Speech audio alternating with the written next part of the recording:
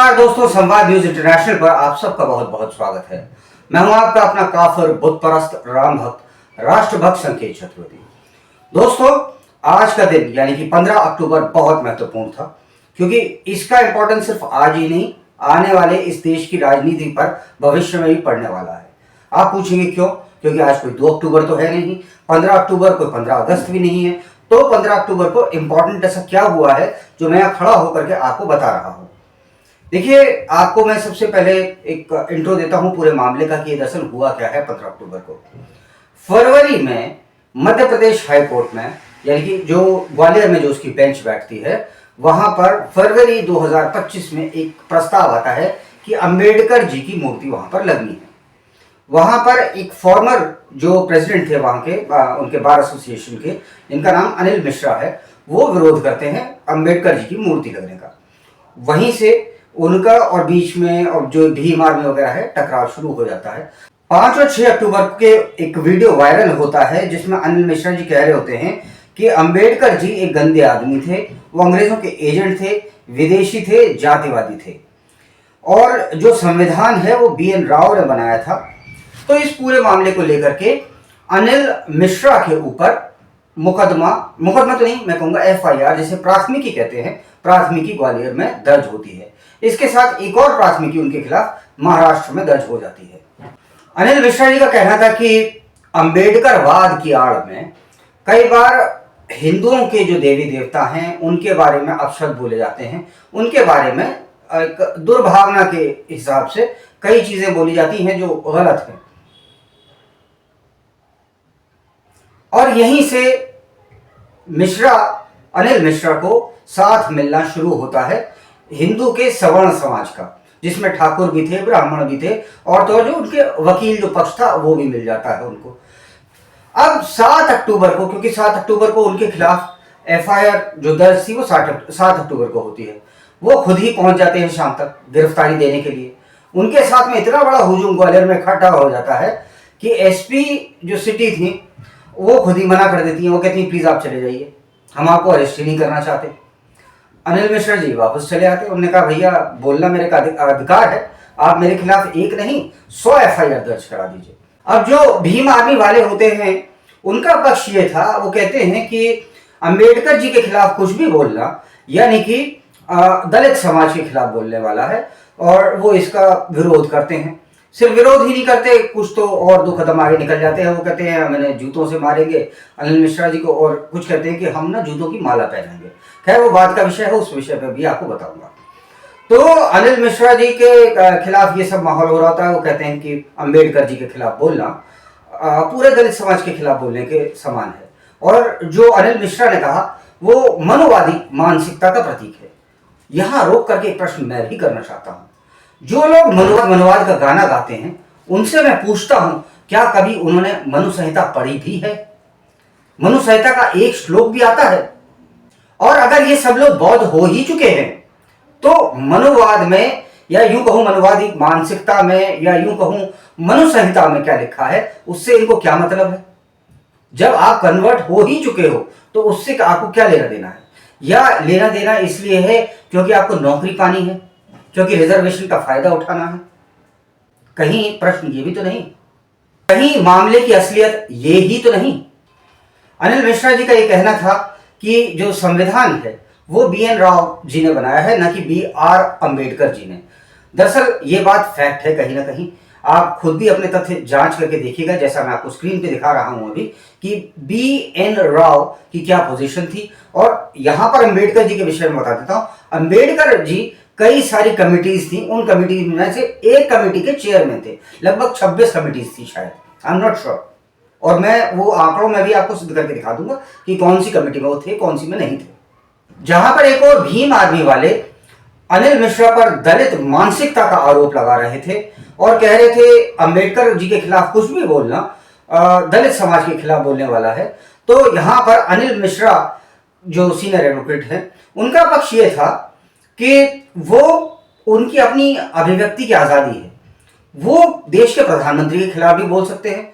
अगर उन्हें लगता है कि वो बुरे हैं तो वो बोल सकते हैं प्रधानमंत्री बुरे हैं। वे आगे कहते हैं कि अंबेडकर को बुरा कहना ये उनका निजी विचार है, और एफआईआर करके उनके निजी विचारों का दमन हो रहा है। अब ग्वालियर में दो पक्ष एक तरह से खड़े हो गए, ग्वालियर नहीं और भी जगह पर, भोपाल में भी ऐसा हो रहा था, या यूं कहूं देश में दो तरह के पक्ष खड़े हो गए। पहला पक्ष तो वो था जो लोग कह रहे थे, लगा रहे थे जय भीम के नारे, दूसरी तरफ वो लोग थे जो जय श्री राम के नारे लगा रहे थे। यहां पे मैं पूछता हूं कि अगर अंबेडकर साहब के खिलाफ बोलना पूरे दलित जाति का अपमान है, तो जैसा रामचंद्र जी के विषय में बोला जाता है, आपने देखा होगा एक आया था उसमें कहते हैं कि मैं ब्रह्मा विष्णु महेश को नहीं मानूंगा, जो शपथ दिला रहे थे बौद्ध धर्म की। मैं पूछता हूं ठीक है साहब, आप शपथ में ये भी शामिल कर लीजिए कि मैं अल्लाह को नहीं मानूंगा, मैं जीसस क्राइस्ट को नहीं मानूंगा, सिर्फ हिंदू धर्म के देवी देवता ही क्यों? और ये मैं बहुत बड़ा कारण है, प्रोग्राम के एंड में आपको जरूर बताऊंगा ऐसा है क्यों। अब यहाँ पर दो तरह के दल बन गए थे, एक था सवर्णों का और दूसरी तरफ था दलितों का। हालांकि वे किस प्रकार से दलित हैं मेरे आज तक समझ में नहीं आया, और सवर्ण की क्या परिभाषा है ये भी आज तक समझ में नहीं आया। तो दो दल थे, एक वो जो जय श्री राम के नारे मार रहा था, दूसरा दल वो था जो जय श्री राम के खिलाफ था। जय श्री राम के खिलाफ वालों में भीम आर्मी और आजाद समाज पार्टी जैसे दल थे, और जय श्री राम के नारे के साथ में जो लोग नारा देते हुए दिखाई दे रहे थे, तो वही कहूंगा थे परशुराम सेना। अब जो भीम आर्मी थे उसके प्रदेश अध्यक्ष, मैं आपको पढ़ के सुना देता हूं उसके प्रदेश अध्यक्ष का क्या कहना था। उसके प्रदेश अध्यक्ष हैं सुनील बैरसिया। उन्होंने कहा कि वो जूतों की माला पहनाएंगे, 15 अक्टूबर को ग्वालियर में आएंगे, और शुरुआत में कहा गया था 1 लाख जूतों की माला पहनाएंगे। सुनील बैरसिया ने कहा 1 लाख नहीं 10 लाख जूतों की माला भी पहनाएंगे। तो दूसरी तरफ परशुराम सेना के अध्यक्ष देवेश शर्मा कहते हैं जो जूतों की बात कर रहे हैं वो 15 को आकर दिखाएं, हम सबक सिखाएंगे। अब आज 15 तारीख है, आप लोग जानते ही हैं, ग्वालियर में कोई आया नहीं, कुछ भी बात नहीं हुई, किसी ने कोई परिंदा तक पर मारने नहीं आया। जो कल तक चैलेंज मारा थे ये करेंगे वो करेंगे, वैसा कुछ हुआ नहीं। और मैं किसी का पक्ष या विपक्ष में नहीं हूं, मैं जो हुआ वही आपको बता रहा हूं। मैं पत्रकार हूं, मेरा काम है रिपोर्ट करना, जो मेरे को ग्वालियर से रिपोर्ट आई है वही आपको बता रहा हूं। अभी इसका एंड रिजल्ट ये रहा कि जूता मार्च जो था वो तो स्थगित हो ही गया, और जो अंबेडकर जी की प्रतिमा के लिए जो ये लोग मार्च करने आ रहे थे, पहले उसकी डेट थी 15 अगस्त, बाद में वो हो गई 15 अक्टूबर, और आज 15 अक्टूबर है। अब क्योंकि उनका विरोध प्रदर्शन हो गया, दूसरी तरफ से ये कहीं और जाकर के हिंदुओं के एक दल से भी भिड़ गए, तो अब अनिश्चितकालीन के लिए इनका मार्च कब होना है भगवान ही बेहतर जाने। एक बात यहाँ पर यह है कि ऐसी स्थिति बनी ही क्यों? दरअसल दोस्तों ऐसी स्थिति इसलिए बनी क्योंकि कई जगह इसके लिए सोशल मीडिया भी जिम्मेदार है, और उसका मतलब क्योंकि उसमें कोई हार्ड फास्ट रूल नहीं है कि कौन क्या डालेगा। एक मैंने चित्र देखा था जिसमें राम और लक्ष्मण जी को पेड़ से बांधा हुआ है और हंटर से अंबेडकर उनकी पिटाई लगा रहे हैं। तो यहाँ क्या ऐसा लगता है जैसे सबकी भावनाएं शुरू से इस देश का 1947 से यही एक मूड रहा है कि सबकी भावनाएं आहत हो सकती हैं सिवाय हिंदुओं के। अब जय भीम जय मीम का नारा मारने वाले, मीम तो समझते होंगे ना, जय भीम मीम वो कार्टून वाला मीम नहीं कि मेरे मीम बनाए जा रहे हैं जो कहा जाता है, जय भीम जय मीम मतलब मुस्लिम और जो दलित है। तो उसमें जय भीम जय मीम वाले में मैं एक प्रश्न पूछता हूं साहब, संदेश खली में आप कहाँ थे? जितने लोग जय भीम जय मीम का नारा मार रहे हैं, संदेश खली में जब जो वहाँ का टीएमसी का गुंडा था जो वहाँ पर एमएलए भी था, उस टाइम पर जो वो हिंदू औरतों को धमकियां दे रहा था ना, और वो सारी बैकवर्ड क्लास की थी।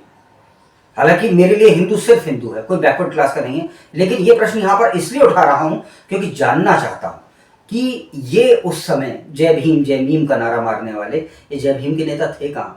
और जय भीम ने तो इन्हें मंच पर से भी उतार दिया था, चंद्रशेखर रावण को धक्के मार मार के उतारा था। वैसे अगर मेरे से चंद्रशेखर रावण पूछें तो मैं उन्हें सलाह देता हूं कि वो थोड़ा इतिहास पढ़ें। वो जाने 1947 में जब इस देश को आज़ादी मिली थी तब पाकिस्तान, ईस्ट और वेस्ट पाकिस्तान एक था तब, मतलब बांग्लादेश का फॉर्मेशन नहीं हुआ था। तो पाकिस्तान जाकर के वहाँ के जो पहले लॉ मंत्री थे, कानून मंत्री थे, उनका नाम था जोगिंदर नाथ मंडल। और मुझे कई बार ऐसा लगता है कि उन्हीं की तर्ज पर, वो क्योंकि एक बैकवर्ड क्लास से आते थे, उन्हीं की तर्ज पर कहीं अंबेडकर जी को भी तो नहीं बना दिया गया। यहाँ पर मैं आप लोगों को बताना चाहता हूँ, Ambedkar ji was never never ever in Congress. उनकी एक लेबर पार्टी थी जो थोड़ा बॉम्बे सेंट्रिक थी, और शायद वो चुनाव जीते थे नहीं जीते, एक आध सीट अगर उनकी रही होगी तो रही होगी, लेकिन वो उस टाइम पे पॉलिटिकली उतने एफिशिएंट नहीं थे।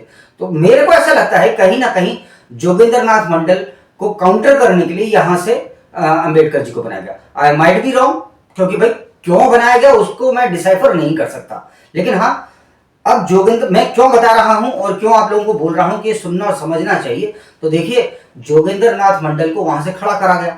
उसके बाद में हुआ तो क्या हुआ, उसके बाद में ये हुआ दोस्तों कि जोगिंदर नाथ मंडल पाकिस्तान से जो कह रहे थे जिन्ना की हम सेकुलर देश बनेंगे, वो बनेंगे, तू बनेंगे, और जोगिंदर नाथ मंडल ने कहा कि हम सुरक्षित नहीं है हिंदुओं के साथ में, और वो जय भीम का नारा मारते हुए वहां पर पहुंच गए। आज वहां पर जो ये जय भीम है उसकी आप हालत देख लीजिए क्या है।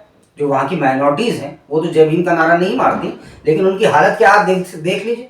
जब मर्जी आए तब जिस बुड्ढे मौलाना के साथ में एक बच्ची का ब्याह करा दो, वो अपनी कम्युनिटी को भी साथ ले गए थे, और कुछ महीने में उनका खुद परिवार यहां पे भाग आया था दिल्ली, और बाकियों को मरने के लिए वो वहां छोड़ आए थे। जो लोग अगर मेरे को श्रोता सुन रहे हैं वो ये बात का ध्यान रखें कि कहीं जिस राह पर आपको आज के नेता जय भीम का नारा मार के ले जा रहे हैं वो रास्ता सही तो है, या आपका भी हश्र वही होगा जैसा वहां रहने वाले दलितों का होता है पाकिस्तान बांग्लादेश में। अब प्रश्न यह है कि इस लड़ाई की शुरुआत कहां से हुई। मैं बताता हूं आप लोगों को इस लड़ाई की शुरुआत कहां से हुई। देखिए दोस्तों, इस लड़ाई की शुरुआत एक पॉलिसी से हुई है। उस पॉलिसी को पॉलिसी ऑफ रिजर्वेशन कहते हैं, उस पॉलिसी को पॉलिसी ऑफ अपीजमेंट कहते हैं। ये सिर्फ मुसलमानों में पॉलिसी ऑफ अपीजमेंट लागू नहीं होती, कई और जगह से हिंदुओं को तोड़ने का प्रयास करा जाता है, विभिन्न प्रकार से करा जाता है। तो उसमें पॉलिसी ऑफ अपीजमेंट और पॉलिसी ऑफ रिजर्वेशन के थ्रू एक व्यक्ति जाति लिख के नौकरी पास तो सकता है, परंतु वो जाति अगर कोई व्यक्ति उसकी बोल दे कि तू अमुक जाति का है तो वो अरेस्ट हो जाएगा।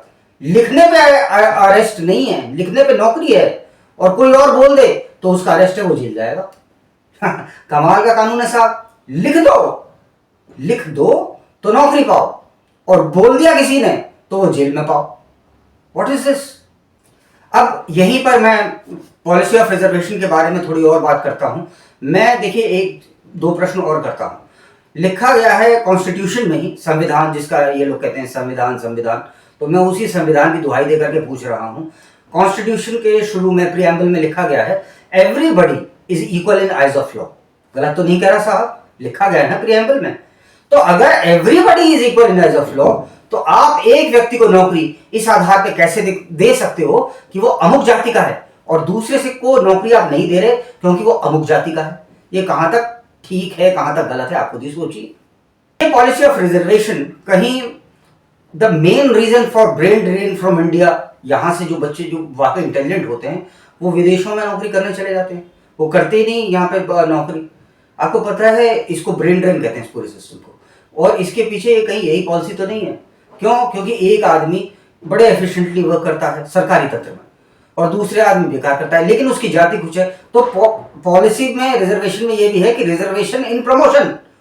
आप कितना अच्छा काम कर रहे हो, अगर गधा है तो उसके गले में मेडल पहनाओगे, और अगर घोड़ा है तो उसको दुत्कार करके भगा दोगे, तेरे को घास भी नसीब नहीं होगी, और गधे को कह दिया कि पंजीर खाएगा। यहां मैं किसी जाति विशेष के विषय में बिल्कुल नहीं बोल रहा, मैं साफ तौर पे कह रहा हूं, मैं कह रहा हूं जो आदमी काबिल है उसको नौकरी दो ना यार।